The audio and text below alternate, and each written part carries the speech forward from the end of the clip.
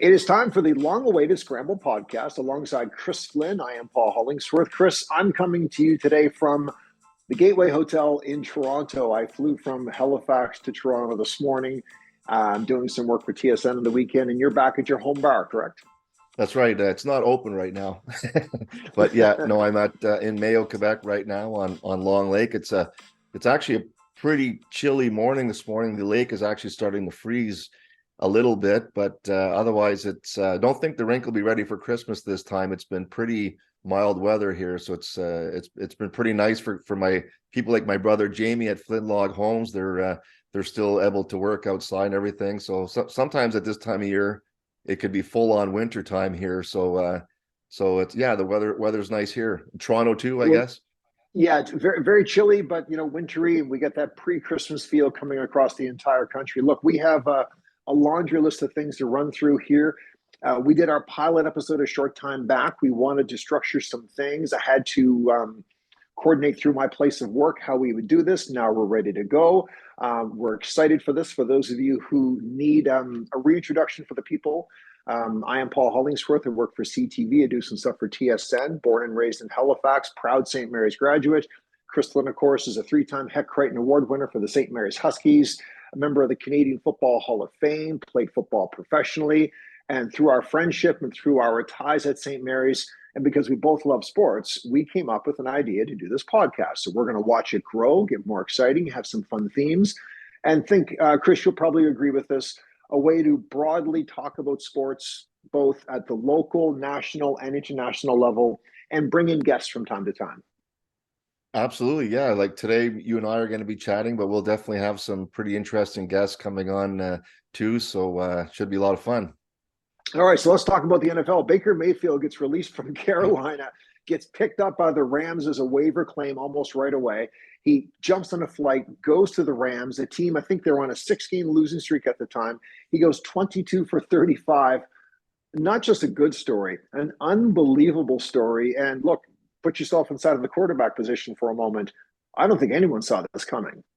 It's like the commentator said that night, and then even NFL Network afterwards. I don't think they ever saw that happen before, where a quarterback gets picked up 2 days before a game. Like sometimes you'll see a positional player get picked up just before a game in the NFL, and he'll get to play a little bit in the game. But a quarterback getting picked up 2 days before the game and actually playing and doing that incredible last minute drive. And there's a lot of people that aren't necessarily big Baker Mayfield fans, his headbutting with no helmet on kind of thing, whatever. But you have to admire what he did. It's incredible what he was able to do with, and it almost makes fun a little bit of sometimes the overcoaching that goes on in the NFL. Like even Luke Wilson on TSN mentions how the film watching could be almost nauseating sometimes, like almost too much film watching, too much practicing, almost sometimes a little bit with the coaches, and then Baker Mayfield comes in. He didn't even know the receivers' names that he was throwing to on that final drive almost. So for him to do that, and even another thing I'll mention is the play calling. I remember play calling at St. Mary's, I think I write 92 quick post. That was a play call. Now could be up to 30 words in the play call. So I don't know how he was able to do it as a former quarterback. I don't know how Baker Mayfield was able to do that at the NFL level on just 2 days being with the team. So whether you like him or you don't like him, you have to respect what he was able to do the other night. It was amazing. There are people, when you talk about Baker Mayfield, he came into the league in his draft here with a lot of excitement and expectation. People are fans or they're not fans. What do you like about him, and where does he fall down when it comes to his career? I mean, he's released, he's bouncing around a little bit now. Where have his fall down moments been as a quarterback? Wow. What I like about him is obviously his competitiveness and his will to win, and just what he did in that last minute of the game was amazing. It's just some of the things he does, I guess, like I said, even like the headbutting guys when they have a helmet and he doesn't when he doesn't have his helmet on, those kind of crazy things, stuff that he says outside of the football field. I don't know him personally and I'm not in the locker room with him, but it is his third team, right? Like he got cut by Carolina halfway through the season. So there's obviously some things there that he needs to, correct or grow up on. But otherwise, as far on the field play, and he seems to be liked by his teammates and that kind of thing. So it's he's still a young quarterback. He was the first round number 1 pick. So that's an extreme amount of pressure on him right there. Just like Kyler Murray gets a lot of criticism too. Same type of a scrambling type quarterback. So he, Baker Mayfield knows this. He needs to mature a little bit. I thought his post-game conference after the game, he was quite humble. And I really liked the way he spoke after the game and said, this was amazing. This was a dream, but I have a long way to go. And I just liked his attitude after the game as well. So maybe he was humbled a little bit with what happened in Carolina this year. And so that might help him, and being with the Rams with that coach, it could be a nice fit for him. Yeah, and I will say this: I've done a lot of NFL over the years, but because of COVID, not recently. So I've never interviewed Baker Mayfield. I will say, speaking purely as a journalist, as a broadcast journalist, when I watch him play through the media, his personality, he seems like a good guy. That's an anecdotal observation on my part. But sometimes you can sense the crisp personalities, you can sense the aloofness, you can sense the people who are more difficult. He has that good guy vibe to him. So my impression is, before we wrap up the Baker Mayfield part of this, is he's a pretty easy guy to cheer for. Absolutely. Yeah. I was happy for him. I watched the game. I watched the post-game interview with him, and I was genuinely happy for him, and I'm anxious to see how he does the rest of the season. Excuse me. NCAA, things are ramping up and winding down. Just one game today. We're speaking on Saturday here, so one game today, but basically paint us an NCAA picture going forward from your perspective. We're both big NCAA fans. What are you watching for in these coming days? Yeah, well, just Army, Navy today, and then the bowl games coming up, which don't seem to mean as much as they used to ever since they started the 4-team playoff. And I hope they move it to, I think they're going to move it to 12-team. It looks like I wish they would just move it to an 8-team playoff, but that playoffs I think only start maybe in a couple of weeks. Is it Georgia against Ohio State, then Michigan against TCU? So those games, obviously looking forward to. I think that's just in a couple of weeks from now. Like you said, it kind of winds down. There's almost like a 2-week little break almost between before the big games come up. But there were some big games last weekend, and looking forward to the bowl games coming up during the holidays. The World Cup of soccer keeps on keeping on. It is rolling along. Speaking as somebody who works for Bell Media, CTV, and TSN, it's on our air all the time. And look, I'm biased, but I think we're doing a great job presenting this tournament to a Canadian audience. Canada, before we get to what's happening now, Canada bows out since we last spoke. They are a team and a country on the rise. It was disappointing, but if we keep our thoughts big picture, looking ahead to 2026, you don't have to be a deep dive of a soccer fan to realize that some things are happening on an exciting front for men's soccer in this country at a time when women's soccer is so wonderfully successful. It's nice to see the men's program slowly start to catch up here. Yes, and it was disappointing when they lost their 3 games, but if you look at it now, they lost to Croatia and Morocco, I think, and look at where they are right now.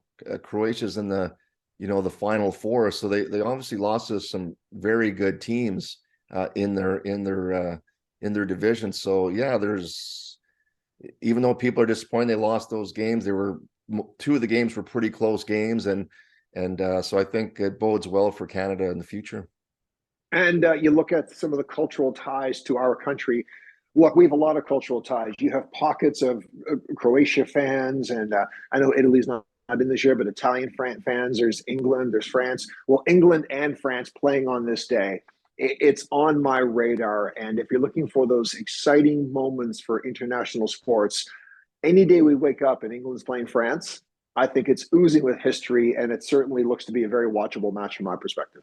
Well, I actually played and coached in France in the 90s, in Coissy-sur-Seine, about half an hour outside of Paris. So shout out to all my old French teammates from France. I'm sure they're all going to be watching the game today, and I think France is kind of like the number one ranked team, or pretty high up there. So looking forward to the France. I'll definitely check it out a little bit. I'll be watching a little bit of the Army Navy game, and I'll be definitely checking out the France England game as well. I look at the World Cup. I covered the World Cup in 2006 when it was in Germany. We were there for 5.5 weeks because we went over roughly a week in advance, and we landed in Munich, Chris, and we finished in Berlin. And over those 5.5 weeks, we went everywhere. Gelsenkirchen, Kaiserslautern, Nuremberg, up and down the line. Every every state, Dortmund, every town or city had a stadium that was hosting a game, and we would cover a game, the next day cover a practice, drive to another city, cover a game. And I try to process the memories of that tournament because it's almost impossible. I literally went to a European soccer game every second day, it seems, roughly every second day for a 4+ week period.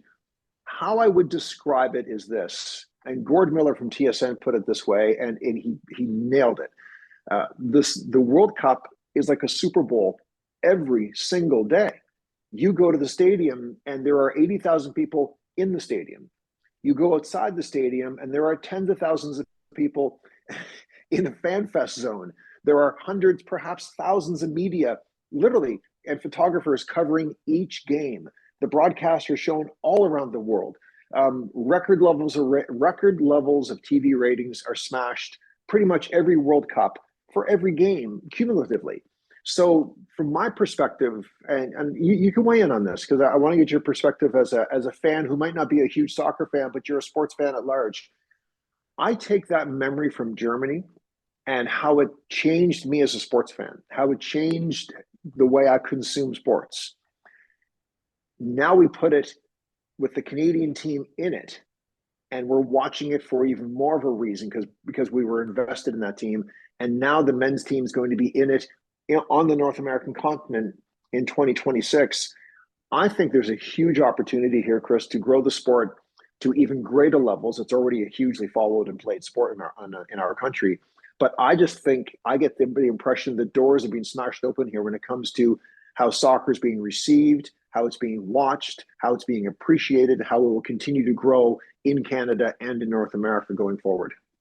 Yeah, there's so many kids that play soccer in Canada, but it's not necessarily a big spectator sport in Canada. But maybe that's going to change too. And Canada playing this year, you actually felt like they had a chance, and they did play well in their 3 games. And you talk about the crowds in Germany, even like Tampa Bay playing against Seattle and Frankfurt. Like Tom Brady's been playing the NFL for 20 years. He said he couldn't believe the atmosphere playing there. It was incredible. Even for myself, I played in Frankfurt, Germany, 1991 with the Montreal Machine of the World League of American Football. It's kind of like NFL Europe, and they sang and cheered throughout the whole game. You know what I mean? Like it was just such a different atmosphere from North America. So that must have been quite an experience for you. And again, back to the World Cup, like I think this has probably been the most watched World Cup from, in Canada, and the great job that TSN's doing on it too. So it's even for me, I'm kind of just a casual soccer fan. I have some buddies that played soccer, especially in my St. Mary's days, that are friends of mine. But even for the casual fan, a lot of people watched it this year and are still watching. Will watch the games today that maybe they hadn't watched before. So again, as I mentioned earlier, it bodes well for soccer in Canada. And 4 years from now, wow, I think they'll have a real chance. Yeah, for sure. And just to close the book on the World Cup, I covered soccer in that Frankfurt stadium, so I know the experience of that stadium that you're talking about. The sight lines of those European stadiums, the way they were built, pretty special environments to be in. So we'll pivot to our final topic, and just to let our listeners know, we're a 20 or 30-minute conversation here, so we're going to let this breathe a little bit. NHL.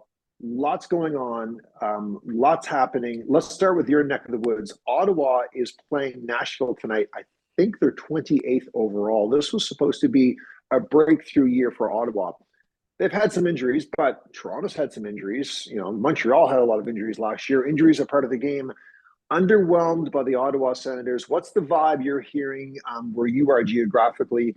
And do you get the sense that this is a lost season, or do you think they have enough rope to pull themselves out of this?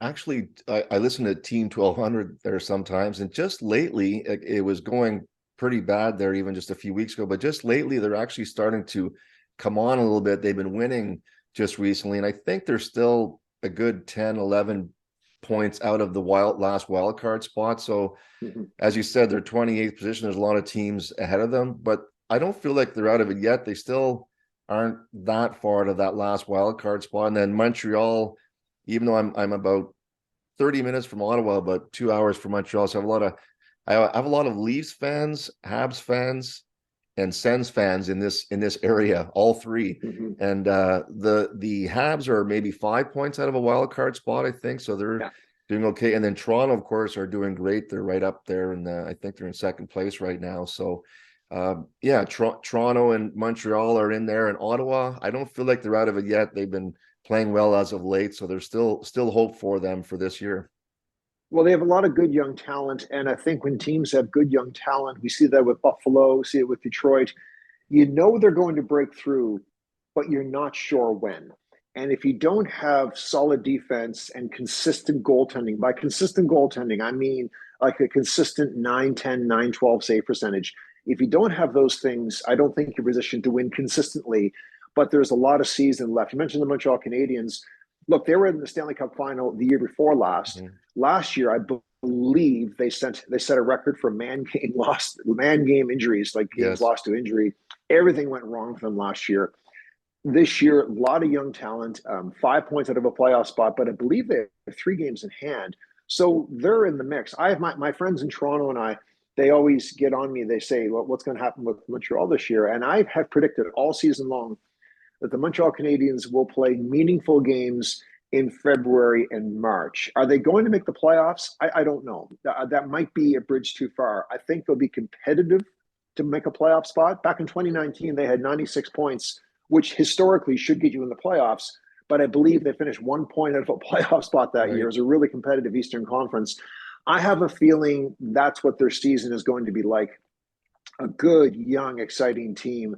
That Suzuki, Caulfield, Kirby Dach line is fun to watch. Very young on defense and very promising on defense, but with youthful, when you're running 4 rookies on your blue line on a nightly basis, there's going to be the arc of growth there. They're going to have some tough nights, but they are surprisingly competitive based on preseason expectations. They are entertaining to watch. And I think anything the Montreal Canadiens do this year is a bonus because they weren't expecting to make the playoffs this year. So if they squeeze in, that's newfound money for a long-term rebuild here that they thought probably wasn't going to be where it is now until another year or two. Yeah, and I think one of the reasons they're doing well is Martin St. Louis. I think he's a good coach, and I think a lot of Habs fans, my buddies, like him.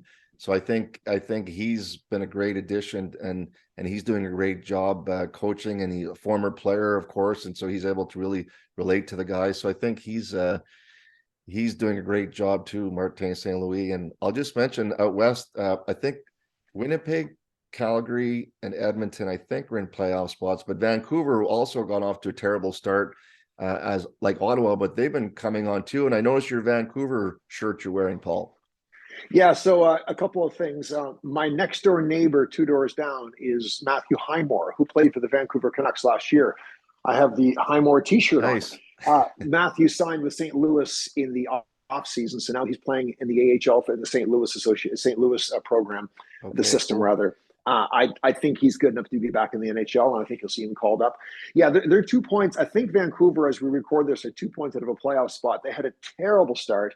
They were down 4-0 to Montreal 3 or 4 nights ago, and they came back and won that game in overtime. That was a remark. I think it was 4-0 Montreal, then 5-4 Vancouver, then 6-5 Montreal. Vancouver pulls the goaltender, makes it 6-6, and they win in 3-on-3 overtime. Give me those games every single night. Win, lose, or draw. 13 goals in a game. It was like next shot wins. But look, on the Vancouver front, I don't know how well they're set up to win going forward. I would submit to you that they underachieved with their start at the beginning of the year. I'm a big Bruce Boudreau fan. Yeah, I like him. I like him a lot, actually. I like him personally. I like him as a coach. He's a very easy guy to cheer for. I get the impression that he's coaching for his job almost on a day-to-day basis. I'm not predicting he's going to be fired anytime soon, but when you get off to a start like that, you have to turn it around, or sometimes changes happen. And as you know, they start with the coach. So I'm really interested in seeing how they do. Calgary Flames, I thought the Calgary Flames coming into this season were top. By the way, we're going to get to Toronto in a second. I thought the Calgary Flames this season were a top three, top four team to be a Stanley Cup contender.